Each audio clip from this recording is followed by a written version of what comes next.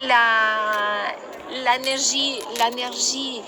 supérieure dans votre aura que je vois derrière vous montre, je vois maintenant, j'ai accès aux vies intérieures.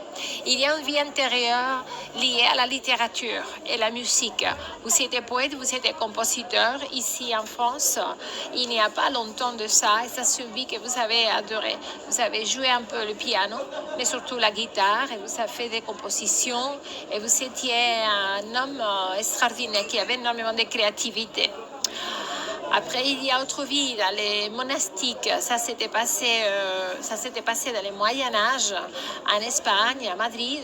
Et vous étiez un franciscain, un prêtre franciscain qui avait beaucoup de foi, beaucoup d'amour et beaucoup lu, écrit aussi, mais surtout lu des livres anciens, des textes anciens sacrés.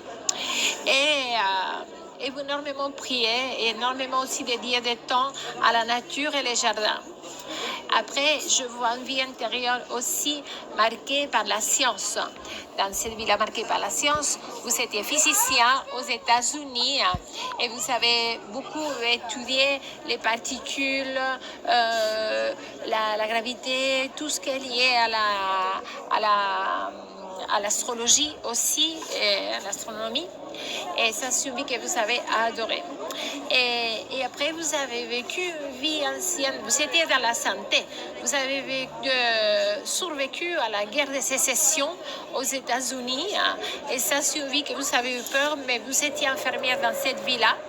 Et soudiste, et ça c'est une vie que vous avez eu peur, mais vous étiez très très courageux, très fier de ce que vous avez fait.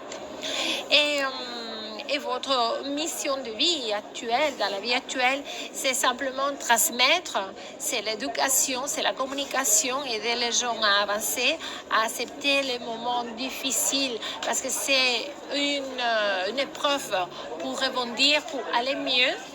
Et aussi tous les métiers en relation avec l'art en général, parce que vous êtes un grand créateur, un grand inventeur aussi, et aussi la santé en général. Vous avez beaucoup d'énergie dans les mains pour faire des soins énergétiques et travailler dans la santé et tout ce qui touche aussi à la géométrie sacrée, la science, l'astrologie également et la voyance. Fin de la lecture d'Aura. Je confirme tout ce que vous avez dit. Oui. Je suis médecin, cardiologue. Oui. Et j'ai écrit un livre dans les atomes et la médecine. D'accord. Pour aider les gens et transmettre. Oh. C'est ce que vous avez dit. D'accord. Et dans le livre... Et voilà, c'est passionnant. Moi, je me suis présenté à elle, je me suis assis juste devant elle. Je n'ai rien dit. Il connaissait juste mon prénom. Je n'ai absolument rien dit. Et c'est elle, pendant 7 minutes, elle m'a expliqué tout cela.